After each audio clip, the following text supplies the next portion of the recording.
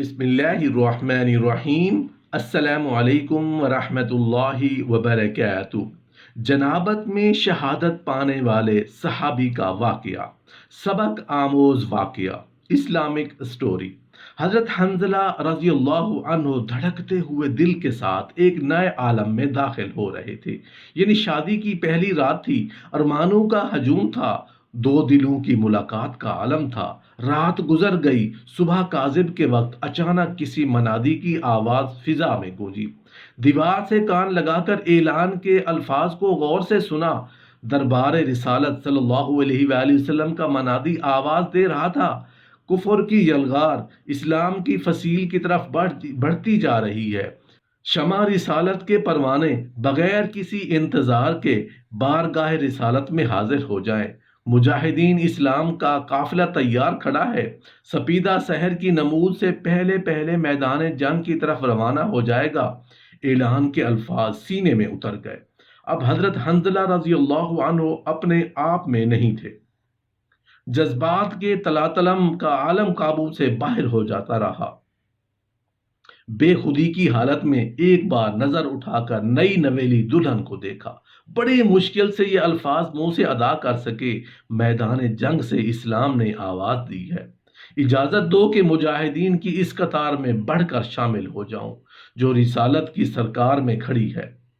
زندگی نے وفا کی اور مارکا کا ساز میں بغیر سلامت لوٹ آیا تو پھر تمہاری زلفوں کی مہکتی ہوئی رات کا خیر مقدم کروں گا، اور اگر خوش بختی سے میری زندگی کام آ گئی تو پھر قیامت کے دن تمہیں نہ کہیں ضرور ملوں گا۔ اچھا اب اجازت دو، وقت بڑا نازک ہے۔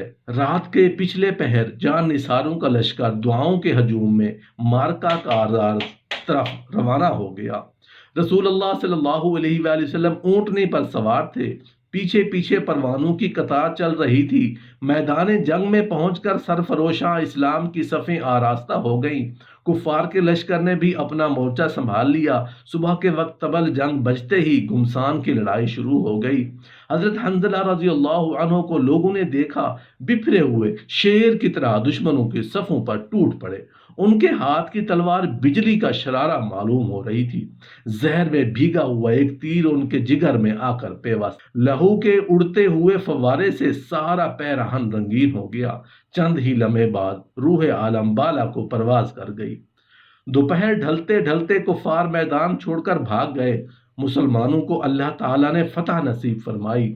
جنگ ختم ہونے کے بعد زخمیوں کو اٹھایا گیا اور شہیدوں کی لاش جمع کی گئی۔ حضرت حنظلہ رضی اللہ عنہ کی لاش شروع ہوئی۔ ان کی گمشدگی پر سارے لشکر کو حیرت تھی۔ جب وہ کہیں نہ ملے تو سرکار کی خدمت میں یہ اطلاع پہنچائی گئی۔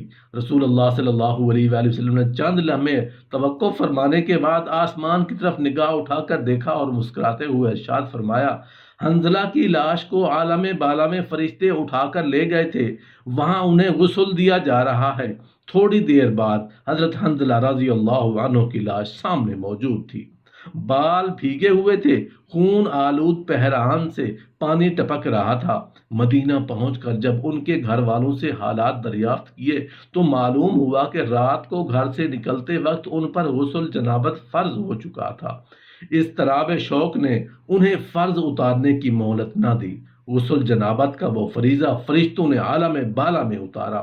اسی دن سے حضرت حنظلہ رضی اللہ عنہ کا لقب بارگاہ رسالت میں غسیل ملائکہ قرار پایا۔ حضرت حنظلہ رضی اللہ عنہ اسلام کے قابل رشک فرزند تھے۔